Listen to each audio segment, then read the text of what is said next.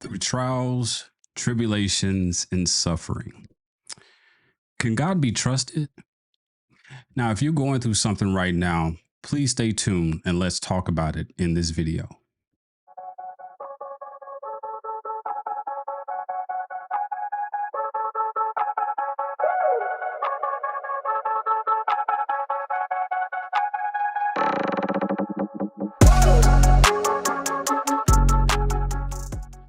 Thank you all for joining me for another live discipleship discovery. I really do appreciate you all joining me. Without further ado, we're going to jump right into tonight's lesson. And as you saw on the thumbnail, the question or the topic is wisdom in suffering. And the bigger question would be, can God be trusted during the time of suffering and trials and tribulations?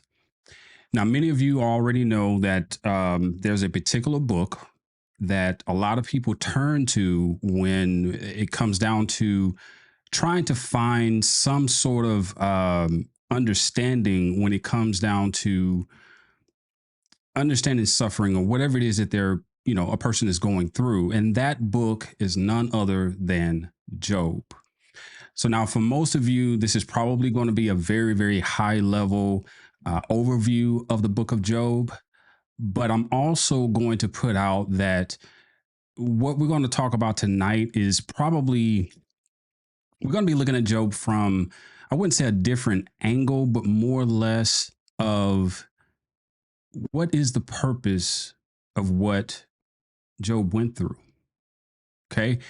And to kind of give a little bit of background real quick, as far as Job is concerned, the book of Job is actually considered to be the oldest book of the Bible, meaning that it was written before Genesis, Deuteronomy, Exodus, all those books.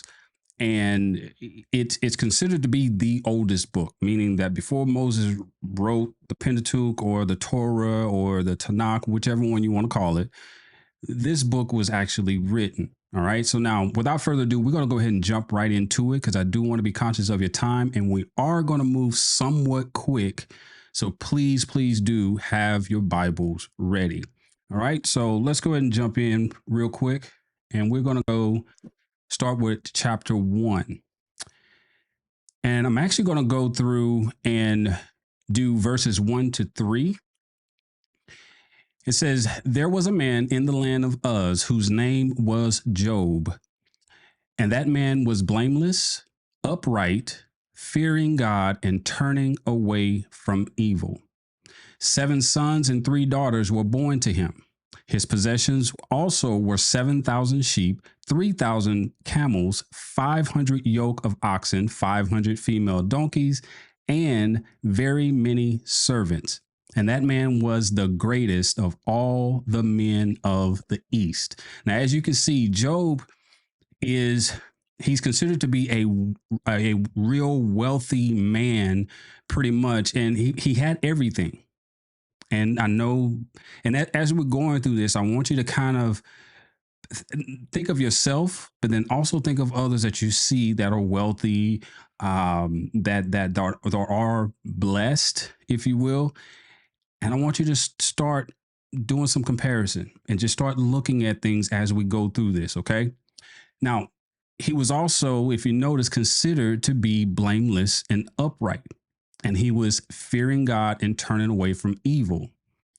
So much so that he was wealthy, so much so that, as we see in the latter part of verse 3, that he was considered to be the greatest of all men of the East. But I want you to take very, very quick note, and a solid note, let me say it that way, in verse 1, where he mentions that he feared God and he turned away from evil. Now keep that in mind. Let's go ahead and go to verse 4, and we're going to do verses 4 and 5. Verses 4 and 5 says, his sons used to go and hold a feast in the house of each one on his day, and they would send and invite their 3 sisters to eat and drink with them. When the days of feasting had completed their cycle, Job would send and consecrate them, rising up early in the morning and offering burnt offerings according to the number of them all. For Job said, "Perhaps my sons have sinned and cursed God in their hearts." Thus Job did continually. Now take note that Job, he went through and he offered burnt offerings on behalf of his children or his sons, just in case they had cursed God in their hearts or they may have sinned. Now, how many of us can truly say that, these are the type of things that we actually do? Now, this section of passages is setting up the stage and letting us know how righteous Job was. He was wealthy. He was righteous before God, which we're going to see here in a second. But he pretty much had everything. He pretty much had, if we're going to be honest, he pretty much had everything that most of us would want to attain. And also to even have something written about us in a way to say that he or she was the greatest of the East or the West or the North or whatever it may be. But let's continue reading to understand the book of Job. All right, so let me go to verses 6 and 7. Verses 6, verse 6 and 7. Now there was a day when the sons of God came to present themselves before the Lord, and Satan also came up among them. The Lord said to Satan, "From where do you come?" Then Satan answered the Lord and said, "From roaming about on the earth and walking around on it." Now, the sons of God that are mentioned here, many would say are the angels, and but it's better known as God's counsel, if you will. Okay. But I also want you to take note that Satan was a part of this. Now, before I go too deep into as far as going to the next section, I want you to also know that I know that translations show Satan here, but it's a translation basically of the word adversary. Okay, so you're going to probably hear me say the adversary versus Satan. Okay, I'll explain that maybe in a different video, but we're not going to go into that right now. Okay, all right, so let's continue on to verse 8. Verse 8 says, "The Lord said to Satan, have you considered my servant Job? For there is no one like him on the earth."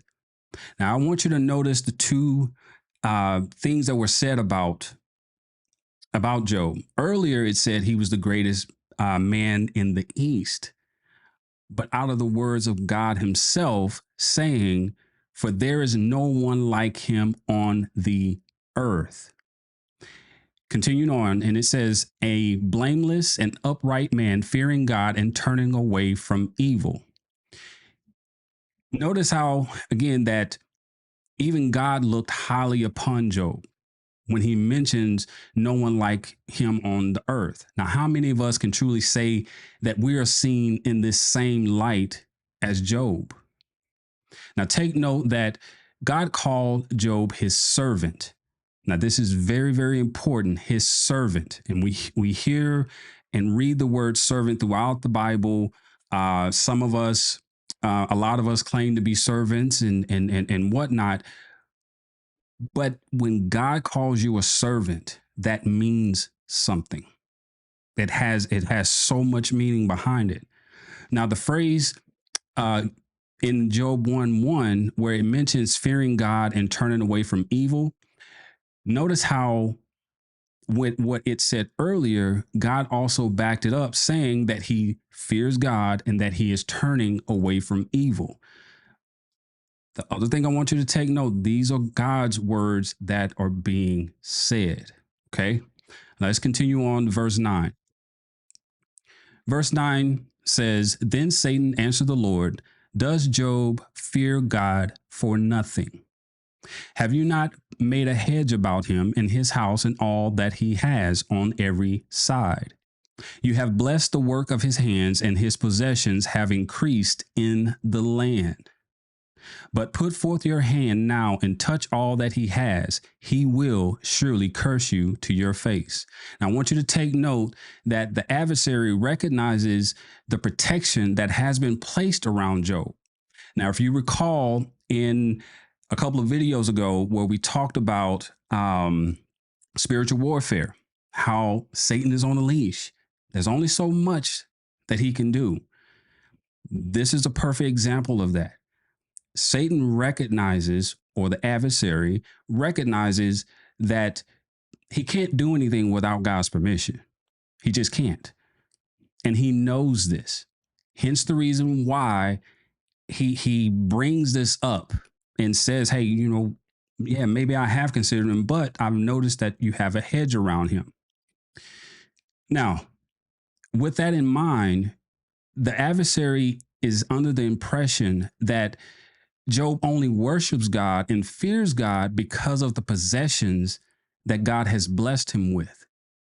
Now, for many of us today, we're constantly told various different, and I'll call it remedies, if you will, spiritual remedies to get blessings and to how to woo God into getting what we want. And a lot of times we will find ourselves trying to worship in a way to try to woo God into getting what we want versus worshiping God simply for who he is. Okay. Satan thinks that the true worshipers are worshiping God based upon their blessings. This is the reason why I've mentioned many times before, do not fool yourself into thinking and thinking that your level, if I can put it this way, don't fool yourself into thinking that your level of being saved is based upon or is equal to the level of blessings that you have. Because a lot of times people have this in their minds thinking, well, I must not be saved because I'm not as blessed. Do not fool yourself into thinking that the more blessed you are, possessions, money, career, this, whatever, that does not mean that you in good graces with God. Don't fool yourself. Okay. Now let's go ahead and move to verse 12. Verse 12 says, then the Lord said to Satan, behold, all that he has in your power is in your power or hand. Only do not put forth your hand on him. So Satan, or adversary, departed from the presence of the Lord. Now, God gives the adversary permission to destroy all that Job has, but is not allowed to touch him physically. The adversary takes everything Job has except for his wife, be it his children, his livestock, all of it was destroyed, including his house.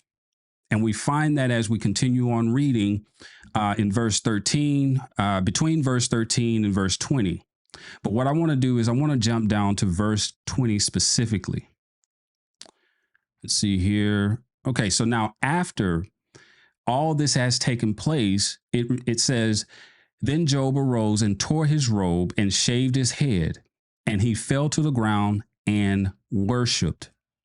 Verse 21, he said, naked I came from my mother's womb, and naked I shall return there. The Lord gave, and the Lord has taken away. Blessed be the name of the Lord. Through all this, Job did not sin, nor did he blame God. The very first thing that I want you to notice is that after everything that has taken place, the very first thing that you notice is that he worshiped. He fell down and worshiped God.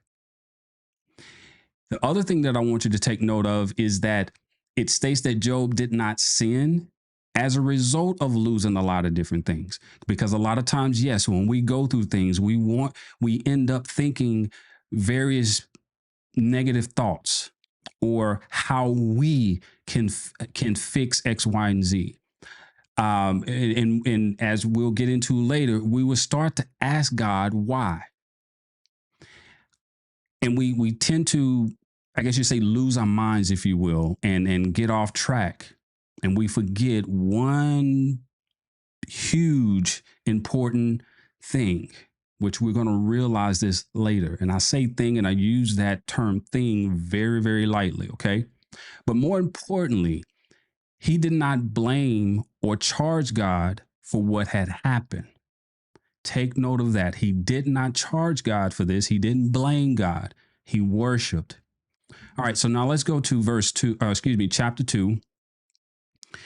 And we're actually going to read. Let's see here. Probably want to do. Well, let's go ahead and do verses 1 to 6. Verse 1 says, "Again, there was a day when the sons of God came to present themselves before the Lord, and Satan also came among them to present himself before the Lord. The Lord said to Satan, 'Where have you come from?' Then Satan answered the Lord and said, 'From roaming about on the earth and walking around on it.'" Verse 3, the Lord said to Satan, "Have you considered my servant Job?" There's that word servant again. "For there is no one like him on the earth." Again, God is putting forth, letting him know there's nobody like him. And it continues on and says, "A blameless and upright man, fearing God and turning away from evil. And he still holds fast his integrity. Although you incited me against him to ruin him without cause." Satan answered the Lord and said, "Skin for skin, yes, all that a man has, he will give for his life. However, put forth your hand now and touch his bone and his flesh. He will curse you to your face." Verse 6, so the Lord said to Satan, "Behold, he is in your power or hand, only spare his life." Now, this time, the adversary requests to harm Job physically and is granted permission to do so, but only to preserve his life, meaning you can do whatever it is you want with him or to him, just spare his life. And as we continue on and read, and I'm going to jump down to, we're going to jump down to verse 9. But before I jump down, I'll go ahead and do verse 7 and 8. So 7 and 8 says, "Then Satan went out from the presence of the Lord and smote Job with sore boils from the sole of his foot to the crown of his head. And he, Job, took a potsherd to scrape himself while he was sitting among the ashes." Now, verse 9. Here it is. He's lost everything with the exception of his wife, and who is supposed to be one of the closest people to him. She comes to him and she says this. It says, "Then his wife said to him, 'Do you still hold fast your integrity? Curse God and die.'" Now, I want you to take note of what she says at the end of this verse. She says, "Curse God and die," which is exactly what Satan, or the adversary, was wanting him to do initially anyway. Okay. Let's go ahead and go to verse 10.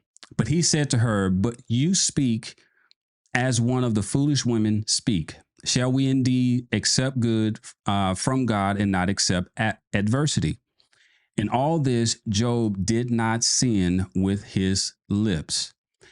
Even when we're going through things and dealing with certain things, we should look at Job or the story of Job, let me say it that way, as like a model, if you will, to a certain extent. Okay, because what we're going to see as far as Job, there's like this progression that takes place. All right.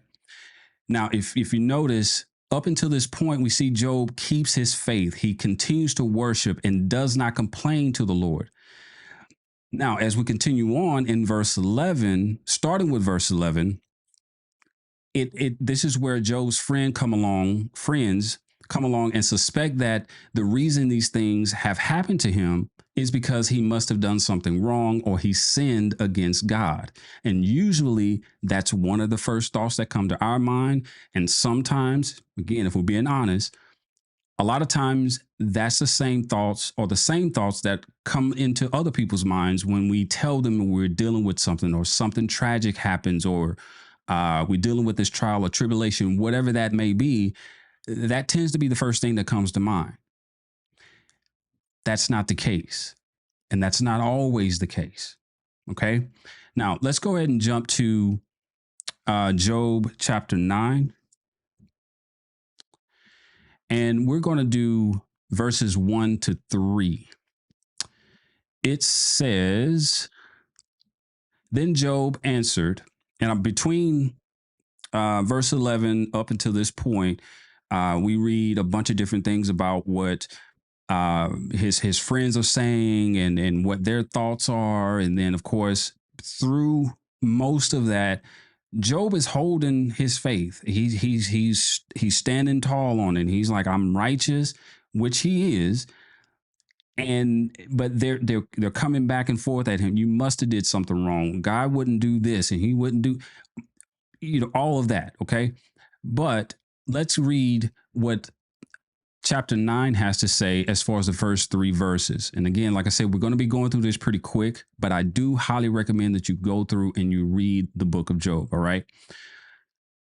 Verse 1, it says, Then Job answered, In truth, I know that this is so, but how can a man be in the right before God? If one wishes to dispute with him, he could not answer him once in 1,000 times. Job is stating that there's really no point in arguing with God because God is God. Now, keep in mind that the book of Job was written in a chronological manner. As we continue to read on, or as you will go through and read the book of Job, we begin to slowly see Job's heart being revealed. As it mentioned before, he's righteous. He's blameless. I mean, he's even gotten, God to say the same thing. Okay, keep that in mind. But as we continue on and progress through this, we began to see Job's heart being revealed. All right, now let's jump down to verse 32.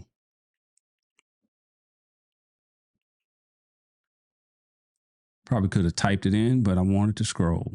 All right, so we're going to do 32 to 35. Verse 32 says, For he is not a man as I am, that I may answer him, that we may go to court together. There is no umpire between us who may lay his hand upon us both.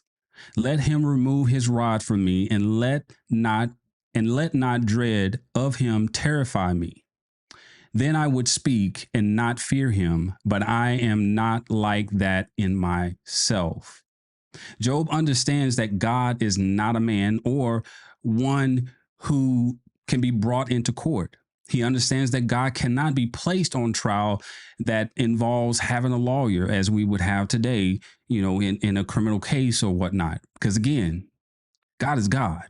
Okay. Now, furthermore, Job understands that he cannot come to God and say that he is righteous, blameless, and sinless, and that God does not have the right to do this to him. He can't do that. He understands that, but only to a certain extent. Now, with that being said, let's go ahead and go to chapter 10. And we're going to do verses 1 to 6. Verse 1 says, I loathe my own life. I will give full vent to my complaint. Now, notice how it changed. At first, he was, I can't say anything to God. He's not a man that I can bring to court. I can't accuse him. I can't, he, for a minute, it seemed like, you know what? I know who God is. Well, starting with verse 1, he says, I loathe my own life. I will give full vent to my complaint. I will speak in the bitterness of my soul. I will say to God, do not condemn me. Let me know why you contend with me. Verse 3, is it right for you indeed to oppress, to reject the labor of your hands, and to look favorably on the scenes of the wicked? Have you eyes of flesh? Or do you see as a man sees? Are your days as the days of a mortal, or your years as man's years? Verse 6, that you should seek for my guilt, and search after my sin. Now, again, here we begin to see the revealing of Job's heart. Now, Job states that he will speak to God and ask, why is he condemning him? Now, notice how Job begins to say to God that he is not a man who can understand what a man or a human goes through. Now, let's compare Job to us today. We are, as far as us and him being righteous, okay, blameless, you would think if God himself is saying that, yes, this dude here is blameless, he's sinless, he stays away from evil, the list goes on. But one would think that if you're in that type of standing with God and God sees you that way, why wouldn't you have the ability to contend with God and to ask why? Now, keep in mind, we're nowhere close to the level of blamelessness as Job. We're nowhere close to that. Okay. Now, let's jump down to chapter 13, and we're going to look at verses 13 to 18.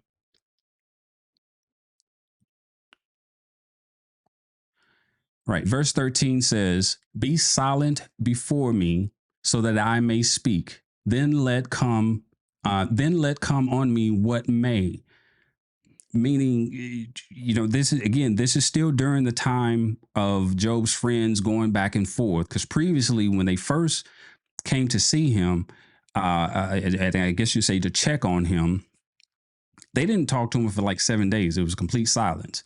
But now all of a sudden, everybody has their opinion. Everybody has something to say. They think that they know God, all of that. Now Job is saying, be silent before me that I may speak. Then let come on me what may, meaning I'm just going to accept this. Okay. Verse 14, why should I take my flesh? Why should I take my flesh in my teeth and put my life in my hands? Though he slay me, I will hope in him. Nevertheless, I will argue my ways before him. This also will be my salvation, for a godless man may not come before his presence. Listen carefully to my speech, and let my declaration fill your ears. Behold, now I have prepared my case. I know that I will be vindicated. Notice in verse 15, where Job seems to have hope and faith in God. And some people may say, well, he did say, I will hope in him. However, the latter part of this verse reveals something that is very important, where it mentions, nevertheless, I will argue my ways before him. And I'm sure we've found ourselves when going through something, we may ask those questions of, well, Lord, I did this. Lord, I've been righteous, or at least have tried to be righteous. I've done, I don't know. I pay my tithe. I'm always at church. I always read my Bible.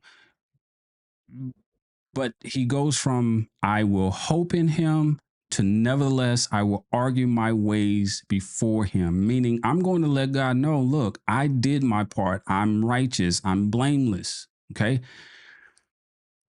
But keep in mind, Job, technically, he is right about his righteousness before God.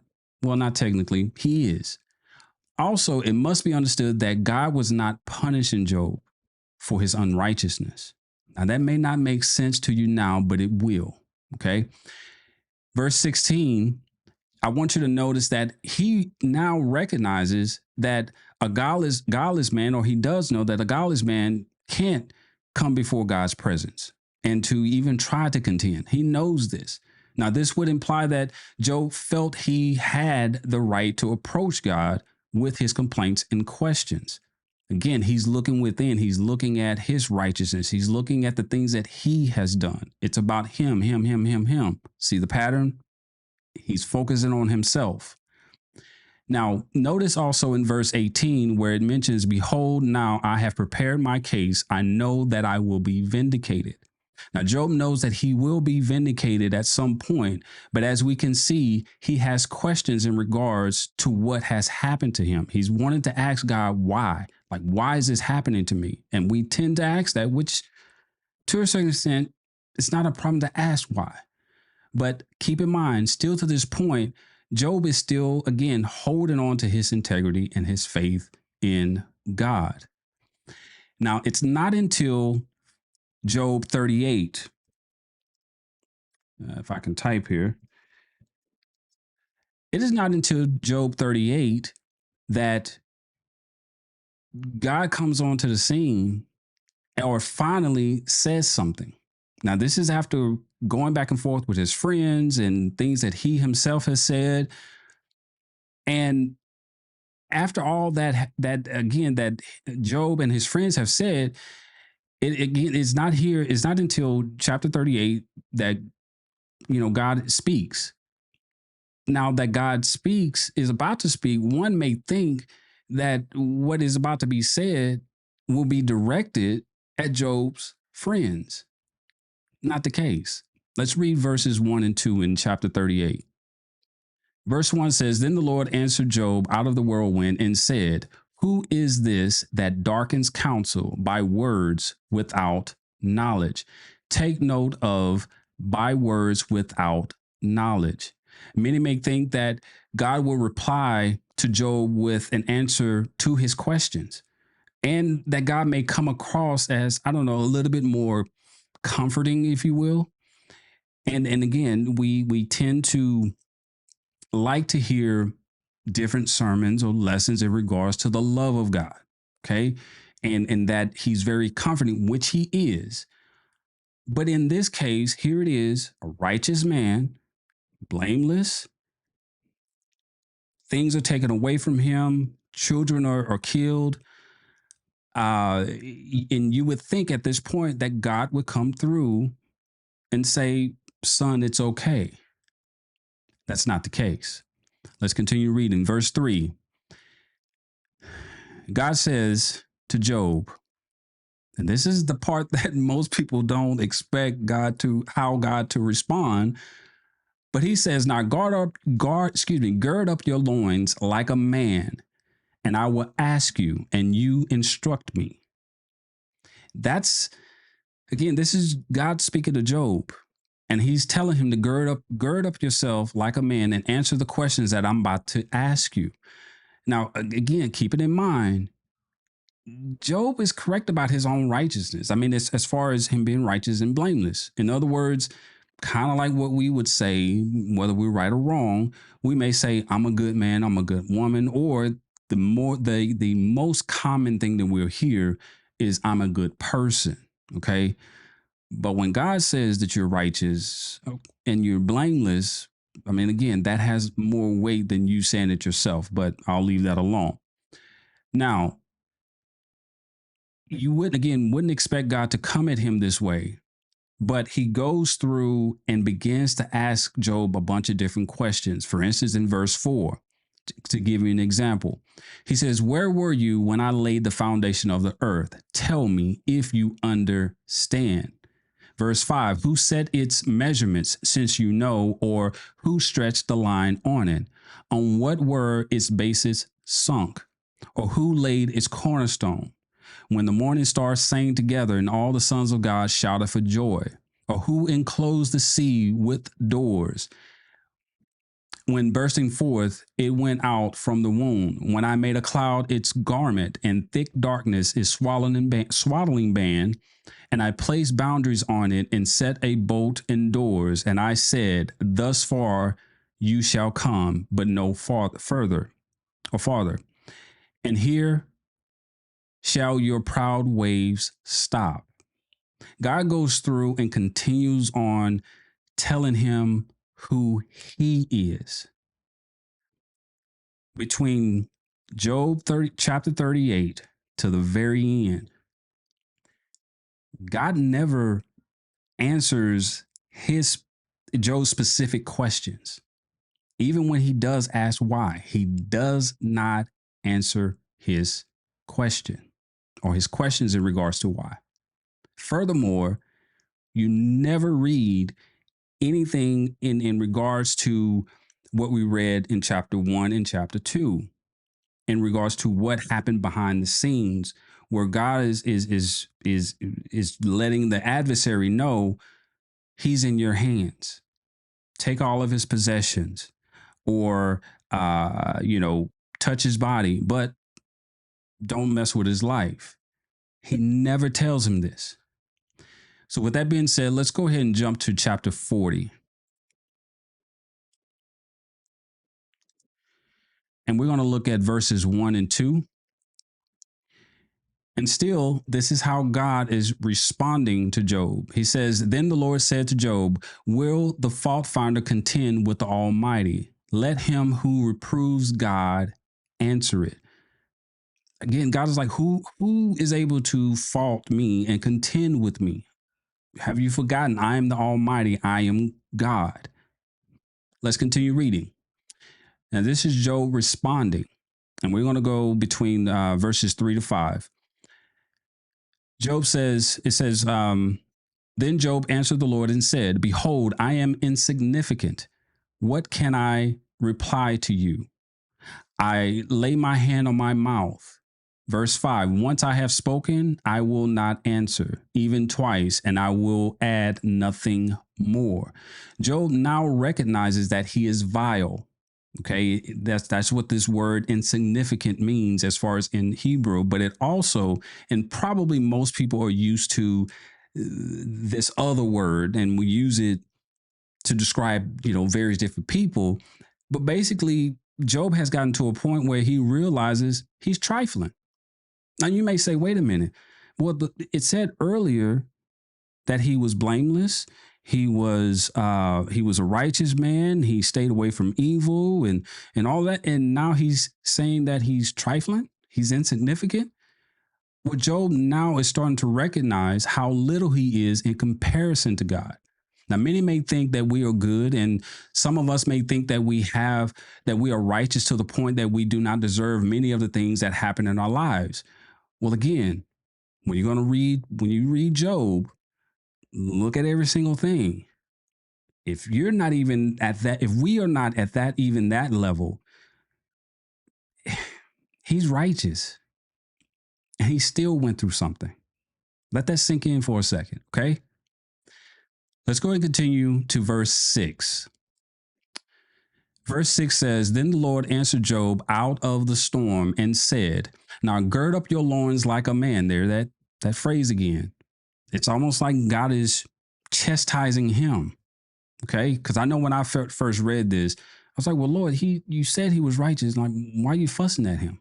Why not go fuss at his friends?" You will see in a moment. Then the Lord answered Job out of the storm and said, "Now gird up your loins like a man. I will ask you, and you instruct me. Will you really annul my judgment? Will you condemn me that you may be justified?" In these 3 verses, God is basically saying, I'm God. And even though you are righteous before me, I'm still God. That does not change. I am God. Job, in what he's saying, he recognized that his righteousness wasn't because of himself, but he's starting to realize that his righteousness and his blameless and all of that, it was because of God. Now, furthermore, Job learned through this process to trust God, not because of Job himself and him thinking that he's righteous, but because of who God is. Now, remember, Job rested on his own righteousness and services and things that he's done, that he does or have done, like many of us today. Again, we go to church, we pay our tithes, we read our Bibles, we do this, all these things that we think are good works. And we're like, well, I did ask God for this, or I have no right, or God has no right to take me through. You're going to be unpleasantly surprised. Okay. Again, Job rested on his own righteousness and his services, as we saw in chapter 1.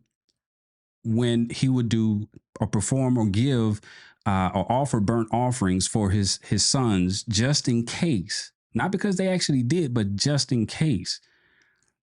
But what we find is that, and this goes back to what we've been talking about. He had faith. The problem is Job failed to truly trust God. Now, how do we know this? Well, we find this in Job 42. We're going to do verses 1 to 6.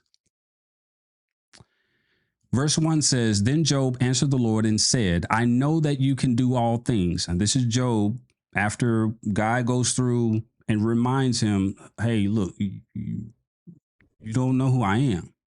Okay. This is his response. Then Job answered the Lord and said, I know that you can do all things, and that no purpose of yours can be thwarted. Who is this that hides counsel without knowledge? Therefore, I have declared that which I do not understand, things too wonderful for me, which I did not know. Hear now, and I will speak, and I will ask you, and you instruct me. I have heard you by the hearing of the ear, but now my eyes sees you. Therefore I retract and I repent in dust and ashes. The key to Job is this. Yes, Job again had faith. But as I mentioned in I think it was the last video, the one before, and it's the video where we talk about biblical faith and we talk about the differences between differences between belief, faith, and trust. Okay. And I gave the analogy of let's say you're taking a trip, you're going to take a flight somewhere. It took belief and I guess you say the excitement of learning about, let's say, a particular destination, and you believed that you are going to make it, or you're thinking, oh, I'm already there, right? Well, it took belief to buy that ticket. But on the day that you go and you get on that plane, it takes faith to get onto the plane. Now, mind you, you don't know who's flying that plane. You don't know what that pilot did the pilot did last night. You don't know if they've been drinking. You don't know anything, let alone you don't even see them. Wink. You don't even see the pilot. But what do? Because your focus is on the destination, you trust and you have the faith to get on, but you finally get to a point of actually trusting and resting by going to your assigned seat and sitting. Now, what we're going to learn is, and out of all of this, between chapters 38 to chapter 40, or 42 rather, you recognize because of how God responds. And this should be the same way it is, the way we read, what it is we're dealing with, what we're going through, tribulation, whatever it may be. And trust me, I understand. It's not about you. It's about God. Let that sink in for just a second. And I know right now, whatever it is you're dealing with or going through, that may seem harsh. That may even seem like it's not an answer. If you don't trust what I'm saying, trust his word. It's not about you. It's about him. Now, why do I say that? Well, there was a script or something that I wrote, and it was actually from a different video, but I thought that it was fitting and relevant to this particular subject. And I want to read that to you now. And in that particular video, it's entitled God versus Creation. And it's basically kind of doing somewhat of a mock trial, if you will, of humanity having the audacity to put God on trial. And this was God's response: I am the creator, and all who accuse or contends with me darkens counsel without knowledge. I command silence as I speak, and I command you to gird yourself up like the righteous man or woman you claim to be, and listen. If you dare to question me in my actions, judgments, authority, and also my holiness, I am Alpha and Omega, the beginning and the end, and I alone hold the supreme and only position of God, Lord of lords and King of kings. The charges that you have set before me are accurate, true, and I do not contend. Understand, I am not required to answer anyone because I do as I please, as you will see in Psalm 115 and 3. So therefore, I am choosing to answer you. I alone created the ground you walk on, and I alone supply the very breath that you breathe. And before every thought that rests upon your mind, I know it before it even lands there. Why? Because I'm God. Though you may not understand all that I have written about myself, just know it was written for a purpose. Anything that is read that disturbs you or rubs you the wrong way is not an indication of my guilt, but instead, it's an indication of your inability to understand my ways and my thoughts, as I've told you in Isaiah 55, verses 8 to 9. And what I have written to you, I have laid out both the good and the bad that my creation would think of me in their limited knowledge. But the question is, can you have the same level of honesty? Everything I do is with a purpose, and if my word is read very, very carefully, as have instructed you in Joshua 1:8, you would have understanding, in your deepest questions probably would be answered. Now, you accuse me of being a murderer, but fail to understand that murder by definition is taking someone else's life. Now, the question I have for you is, how can I take what is already mine? Everything under the heavens is mine, including you. Now, what you may see as unfair or even as unjust is due to your inability to look past yourself, who is yet but a vapor, and and began to see things my way with a new understanding if you will read my word. But if you would have asked, as I have instructed you, I would have gladly given you wisdom to understand. What was commanded to be written by the 40 men I have chosen is for you, but it's not about you. But in fact, it's about me. It was carefully written in order for you to understand me, who I am, my purpose, my glory, and the decision each and every one of you have to make before your earthly expiration into eternity. Now, there is one passion that drives my heart, and that is my holiness, including my glory. Now, is it not understood that I alone deserve the glory that is due to me?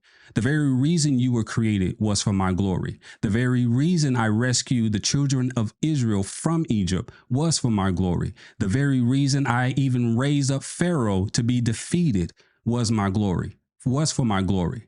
The reason I answer your prayers, it's for my glory. The prayer I gave you personally starts with giving me and my name glory, and then your needs and requests to follow. As I have written in Matthew 5:8, it is the pure in heart by way of humility that will see me and all my glory for an eternity. Now you accuse me of being self-centered and that it's all about me. Well, I say to you, who else is there to be self-centered other than the one who is the center and maker of the universe that I have created? I do not send people to hell. They choose to go there. I precisely stated in my word that I take no pleasure in the death of the wicked, which you see that in Ezekiel 33:11. All I do is set the standard. Despite the self-centeredness that comes along with being God, out of my love, I exchange places with you so that you may escape the holy wrath that was due to you. Even the redemption and grace I give is for my glory. It is not until you, as my creation, are precisely drawn to my, if you want to call it, self centeredness, because it is about me, that you can truly say that you love me. I commanded you to love me with all your heart, mind, and soul above all others, including yourself, because I carefully crafted, molded, and shaped every part of you. So therefore, I think I know what's best for you. Now, what is unfair and unjust is that you do not choose to choose me or follow me, love me, or look to me unless you selfishly desire something you cannot obtain on your own. Now, I do the what, the when, the where, the how, and the why because I am who I am. Now, the what, the when, where, how, and the why exist. Just those words alone exist because of me, which means I can do what I want, when I want, where I want, how I want, and why I want. I am the was and the is, and I'm definitely the to be. Nothing in my creation exists without my permission. I am reality, and the existence you have is borrowed time that I have graciously given you. I am who I am, and you wouldn't exist if I wasn't who I am. Now, the crux of Job is this, and we find this, yes, in verse 3 in chapter 42, and it says again, I have heard you by the hearing of the ear, but now my eye sees you. Let that sink in for a second, okay? And as that's sinking in, I know we can get all wrapped up into us thinking within ourselves that we're blameless and we're upright, we're good people, we do good works, we do this, we do that, all these different things. It's us. But Job is a perfect example that all will go through things in life. But the question that we have to ask ourselves is, can we still trust God even without knowing the why? Now, if we were to ask Job, I'm sure his answer would be, yes, we can. And the reason being is because true wisdom is seeing God for who he is and trusting him even when we don't understand the why. True faith is inseparable from trust. If you cannot trust God, you do not have faith. You may not know, you may not never know the why of what you're dealing with, what you're going through, um, whatever that trial, that tribulation, or that suffering. You may not understand the why a person was taken. You may never know the answer to that, but you always have the opportunity to get to know who God is. So in those moments and in those times when things hit, and even if you're going through it now, instead of asking the question of why not rest in that chair of trust and knowing that you know the one and only true living God? Everything happens for a reason. The point we need to get to is like Job, go from hearing about him to actually seeing him. And the only way, and if we're being completely honest, probably most time that we would spend in our Bibles or praying, uh, shoot, I will go as far as saying going to church. is when we're going through something. This is not something that is biblical. And I'm going to go ahead and put this out here that it is my opinion. I believe that things happen because God understands that's a way of getting our attention to call upon Him as the Father that He is, and also to see Him for who He is. Because if you look over your life and over the different things that have taken place in your life, the trials, the tribulations, the losses, if you want to call them losses, okay. And the reason why I say if you want to call them losses, just to kind of give you an example, I can probably say I lost my father last year. No, I didn't lose him. I know where he is. You only lose something if you don't know where it is. I believe in hearts of all hearts that my father, earthly father, is in the presence with the Lord. So I know where he is. So that's the reason why I'm using that term loss very loosely. Okay. But when we go back and we look at some of the things that we have gone through and how God over time has progressed us and how we went from one stage to the next, it was usually because we went through something. Whatever it is, you've heard this statement before of let go and let God. I want to change that.